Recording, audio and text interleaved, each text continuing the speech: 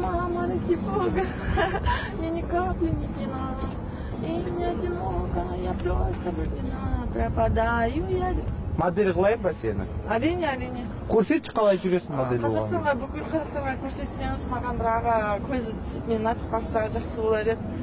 Модельдікке. Күйеуге тигің келе ма сонда? Әрине. Бай болсын. Жоқ, мен еттіде бай емес, маған кішкене көмектессе, телевидениеға түсу үшін. Тоқал болуға дайынсың ба? Әрине дайынмын. Дайынсың ба тоқал болуға? Дайын.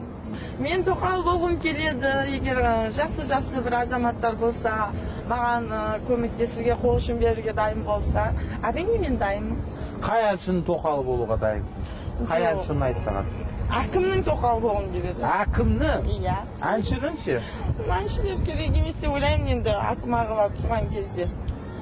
Потому что мен әкімнің тоқалы болуға лайықпын. Просто кредитім бар еді, соны төлей алмадым.